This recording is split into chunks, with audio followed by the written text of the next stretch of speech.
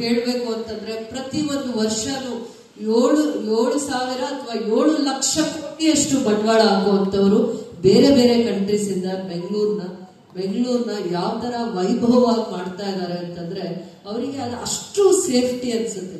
ಬಂಡವಾಳ ಹಾಕೋರಿಗೆ ಸರ್ಕಾರ ಬಂಡವಾಳ ಹಾಕೋದೇ ಬೇರೆ, ಸರ್ಕಾರ ರೋಡ್ಸ್ ಮಾಡುತ್ತೆ, ಇನ್ಫ್ರಾಸ್ಟ್ರಕ್ಚರ್ ಕೊಡುತ್ತೆ, ಸೇಫ್ಟಿ ಮೆಜರ್ಸ್ ಕೊಡುತ್ತೆ. ಆದ್ರೆ ಒಬ್ಬ ವ್ಯಾಪಾರಿ ತನ್ನ ಬಂಡವಾಳನ ಒಂದು 5,000 ಕೋಟಿ 10,000 ಕೋಟಿ 100,000 ಕೋಟಿ ಹಾಕ್ಬೇಕು ಅಂತಂದ್ರೆ ಯಾವ ನಗರನ ಆಯ್ಕೆ ಮಾಡ್ತಾನೆ ಅಂದ್ರೆ ಇಡೀ ಭಾರತ ದೇಶದಲ್ಲಿ ಬೆಂಗಳೂರು ನಗರನ ಮಾತ್ರ ಆಯ್ಕೆ ಮಾಡ್ತಾನೆ. ಆ ತರದ ಒಂದು ಅನುಭವ ಕೂಡ ನಮ್ಗೆ ಆಗಿದೆ. ಹೇಗೆ ಅಂತ ಆಮೇಲೆ ಹೇಳ್ತೀನಿ.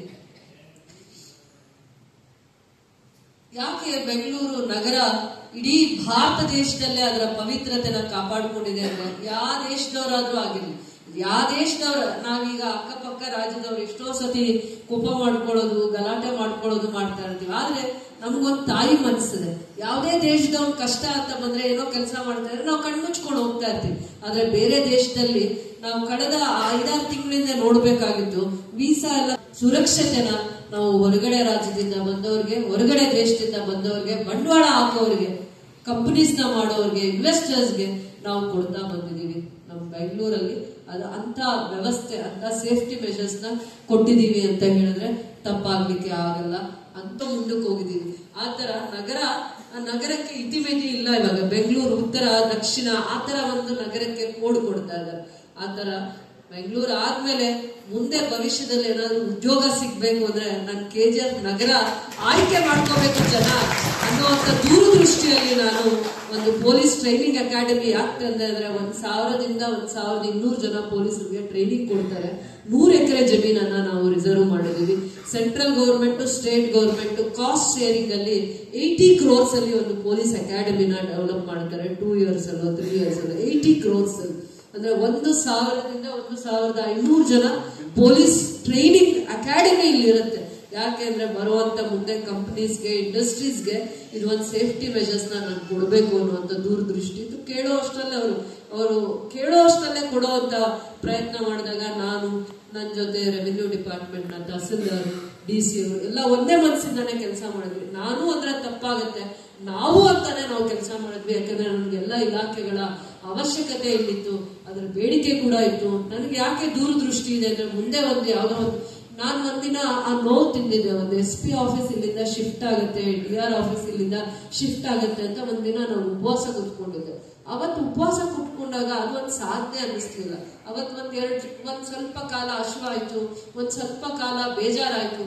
ಬೇರೆ ಸರ್ಕಾರ ಇದೆ, ನನ್ನ ನೋವಿಗೆ ನನ್ನ ಕೂಗ್ಗೆ ಸ್ಪಂದಿಸ್ಲಿಲ್ಲ ಅಂತ ಅವತ್ತು ಎದ್ದು ಹೋಗೋವಾಗ ನಾನು ಸ್ವಲ್ಪ ಮನಸ್ಸಿಗೆ ಕಷ್ಟ ಬಿದ್ದೆ ಹೋದೆ. ಅದಾದ್ಮೇಲೆ ನಾನು ಸಮಯ ಒಂದು ಅವಕಾಶ ಕಾಯ್ತಾ ಇದ್ದೆ. ಬಂದಾದ್ಮೇಲೆ ಹೆಂಗ್ ನನ್ನ SP ಆಫೀಸ್ನ, DR ಪೊಲೀಸ್ನ ಇನ್ನೊಂದನ್ನ ಅಕಾಡೆಮಿನ ಉಳಿಸ್ಕೋಬೇಕು ಅಂದ್ರೆ ನಾನು ಏನೆಲ್ಲ ಸಂಕಲ್ಪ ಮಾಡ್ಬೇಕು, ಯಾವ ದೃಷ್ಟಿಕೋನದಲ್ಲಿ ಕೆಲಸ ಮಾಡ್ಬೇಕಂದ್ರೆ ಅವತ್ ನನ್ನ ಬುದ್ಧಿ ಕೆಲಸ ಮಾಡ್ಬೇಕಾಗಿ ಬಂತು.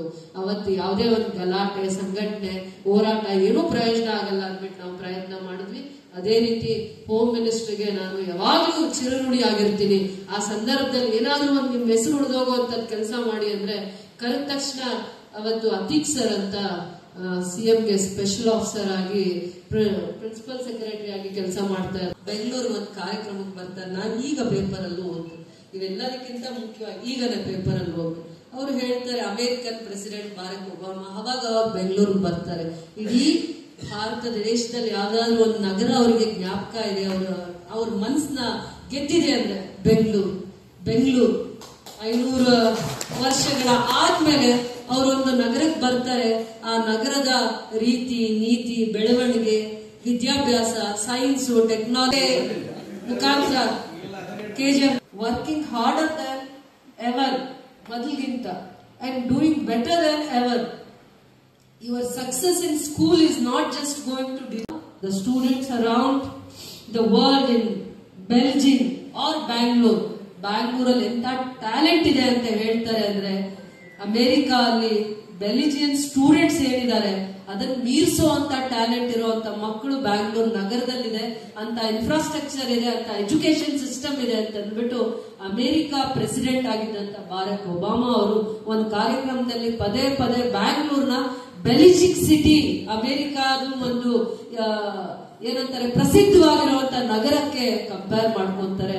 ನಾವು ಅವರು ನಮಗಿಂತ 100ರಷ್ಟು ಮುಂಚೆ ಅಂದ್ರೆ 100 ವರ್ಷಗಳ ಹಿಂದೆ ಅಭಿವೃದ್ಧಿ ಹೊಂದಿದ್ದಾರೆ ಅಂದ್ರೆ ತಪ್ಪಾಗ್ಲಿಕ್ಕೆ ಆಗಲ್ಲ. 100 ಅಲ್ಲ, ನಮಗೆ ಅವರಿಗೆ ಅಜಗಜಾತ್ರ ವ್ಯತ್ಯಾಸ ಇದೆ. ಅವ್ರು 500 ವರ್ಷ ಮುಂದುವರೆದಿದ್ರೆ ನಾವ್ ಇವತ್ತು 500 ವರ್ಷದ ಹಿಂದೆ ಕೂಡ ಇಟ್ಟಿದ್ದಾರೆ, ಅದು ಕೂಡ ಹೆಮ್ಮೆ. ಬೆಂಗಳೂರು ನಗರ ಇವತ್ತು ಎಷ್ಟು ಜನಕ್ಕೆ ಒಂದು 60-70 ಲಕ್ಷ ಜನಕ್ಕೆ ಉದ್ಯೋಗವನ್ನ ಕೊಟ್ಟಿದ್ದಾರೆ ಅಂತ ಹೇಳಿದ್ರೆ ತಪ್ಪಾಗ್ಲಿಕ್ಕೆ ಆಗಲ್ಲ. ಜನಸಂಖ್ಯೆ ಅಷ್ಟಿದ್ರೂ ಕೂಡ ಆ ಒಂದು ನಗರದಲ್ಲಿ 50-60-70 ಲಕ್ಷ ಜನ ಕುಟುಂಬಗಳು ಉದ್ಯೋಗವನ್ನ ಮಾಡ್ತಾ ಇದೆ, ಅವರ ಬದುಕನ್ನ ಕಟ್ಕೊಂಡಿದೆ ಅಂತ ಒಂದು ಭವ್ಯವಾಗಿರುವಂತಹ ಅದ್ಭುತವಾಗಿರುವಂತಹ ನಗರವನ್ನ ಸೃಷ್ಟಿಕರ್ತ, ಕಾರಣೀಭೂತ ಅಂತ ಒಂದು ವಿಶೇಷವಾಗಿರುವಂತ ಗುಣಲಕ್ಷಣಗಳನ್ನ ಇರುವಂತ ಇಂಥ ವ್ಯಕ್ತಿಯ ನಾವು ನಾಡಪ್ರಭು ಕೆಂಪೇಗೌಡರ ಜಯಂತಿಯನ್ನ ಮಾಡ್ತಾ ಇರುವಂತದ್ದು ವಿಶೇಷವಾಗಿದೆ, ಗೌರವವೂ ಇದೆ, ಒಂದು ಮನಸ್ಸನ್ನ ಗೆಲ್ಲುತ್ತೆ.